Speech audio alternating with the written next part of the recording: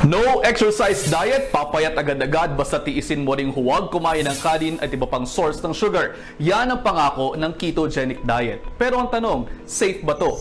Ang ketogenic diet ay pagbabawas ng carbohydrate intake para palitan ito ng mga pagkaing mayaman sa fats katulad ng karne. Sabi nga nila, mabilis na pamamaraan ito upang magbawas ng timbang at makaiwas sa sakit. Kaya madalas inirekomenda ito sa mga overweight, mayroong diabetes o gustong mag-improve ng kanilang metabolic health. Malaki ang pagbabagong hatid nito sa ating katawan dahil fats o ketones ang nagiging source of energy imbis na glucose mula sa carbohydrates. Sa ketogenic diet, hinihikayat ang pagkain ng mga gulay na mabababa sa carbohydrates tulad ng lettuce, ng cabbage at ng tomatoes. Bawal ang pagkain ng maraming uri ng prutas tulad na lamang ng mga mangga, ng mansanas, ng saging na kapwa matataas sa carbs. Ang problema dyan, maaaring makaranas ng nutrient deficiency ang sino mang nagki-ketogenic diet. Dahil dyan, nauugnay ang keto diet sa pagkakaroon ng kidney stones sa kalaunan. Maaari ding magkaroon ng gallbladder stones dahil sa labis na pagkain ng matatabang pagkain. Posible ring makasira sa iba pang body organs ang biglaang pagki-keto diet. Nakapagpapataas din ito ng creatinine at uric acid sa ating katawan. Posible rin pong magkaroon ng problema sa digestion o pagtunaw ang mga nagki-ketogenic diet dahil hindi napupunan ang kinakailangang fiber ng katawan. Kaya lumalabas sa pag-aaral na 65% ng mga kabataang nagki-ketogenic diet ay nakararanas ng constipation. Mayroon naman tinatawag na keto flu, bunsod ng mabilis na pagbaba ng carbs sa katawan. Nagdudulot ito ng pagsakit ng ulo, pagkahilo at pagkapagod. Mas mainam ring piliin ang mas maayos at ligtas na pamamaraan ng pagbabawas ng timbang. The best pa rin syempre ang balancing diet na binubuo ng tamang dami ng karne, ng prutas, ng gulay at grains, lalo na kung sasamahan pa ng tamang ehersisyo at sapat na tulog. Huwag magpasilaw sa mga madadaling pamamaraan ng pagpapapayat dahil baka sa huli ay buhay naman natin ang mapadali. Usapan pa natin yan kasama ating resident nutritionist, dietitian na si Doc Dex Macalintal. Hello, good morning. So, hindi mo nire-recommend yung keto diet? Nire-recommend ko siya for a small subset of people. Say for example, Sino yan? O yung mga epileptic. Sino siya? Sino siya? Sino siya? Yung mga epileptic kasi actually itong ketogenic diet, hindi naman talaga siya fad diet.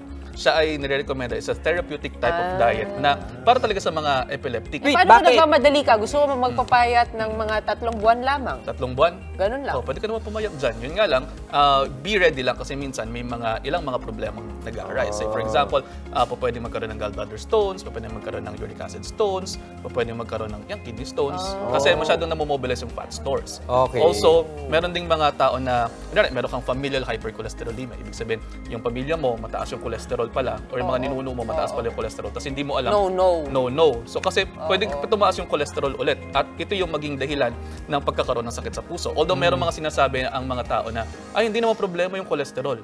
Hindi siya problema kung hindi siya lalagpas dun sa normal limits. Wait lang, Doc.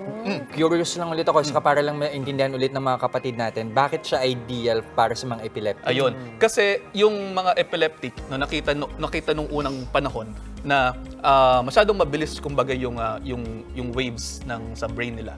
At masyadong active kasi because of the sugar. Okay. Ngayon, take down the sugar, hindi siya magiging sobrang active.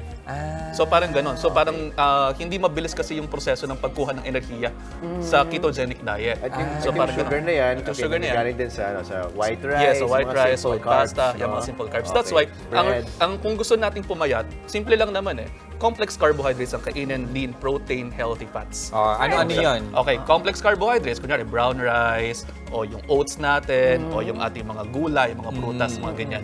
Lean protein, so wala lang taba, tanggalin mo lang yung taba para bago ka magluto. Yun.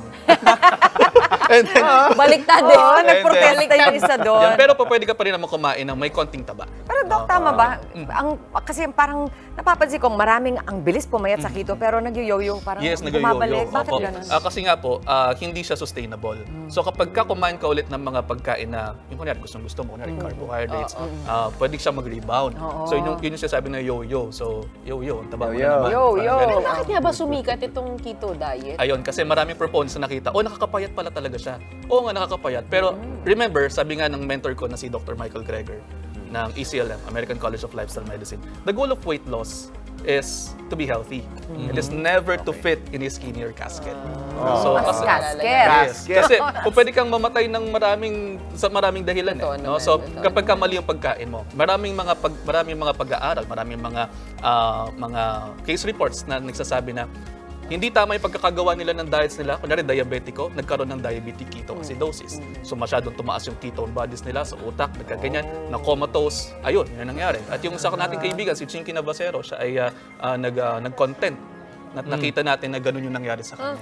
Wow. Yes. Nasobrahan sa ketones. Sobrang sa Yung Ginagawa ketones- kasing excuse to ng Yes. Ilang mga kapatid natin na kumain ng maraming Ng taba. taba. Pero ito, Yes, totoo. halimbawa, may mga kilala tayo na mapilit. Hindi, gusto ko tong keto, effective sa akin to. Ano yung pwede na lang gawin para kahit papaano mabalance? Mabalance. Add more vegetables to your diet. Kung ayaw nyo lang kanin, walang problema. Kung ayaw nyo tinapay, walang problema. Pero add more vegetables to your diet. Kasi this way, magkakaroon ka ng more fiber, more vitamins, more minerals Para hindi that you would nawawala. need. Para hindi Hindi nawawala. Oo, hindi nawawala. Kasi for some degree of measure, kinakailangan pa rin ng carbohydrates. Kasi yung mga carbohydrate-rich foods, mataas siya sa vitamins, sa minerals na kinakailangan ng katawan natin para sa maraming proseso. Gusto ko yung payo mo kasi add more vegetables to your diet. Period. Period. Di ba? Oo, kahit na keto. Never o magkukulang keto. si Mami Chiki dyan. Wala. Kahit ikaw ay vegan, vegetarian, or keto diet, basta just add more vegetables to your diet. Add more saka tubig, vegetables. At saka tubig. Okay, maraming salamat, Doc Dex Makalintan. Mga kapatid, Justin Quirino po. Masayang kwentuhan at makapulahang informasyon ang hatid namin tuwing umaga. Kaya mag-subscribe na at mag-follow sa social media pages ng News 5.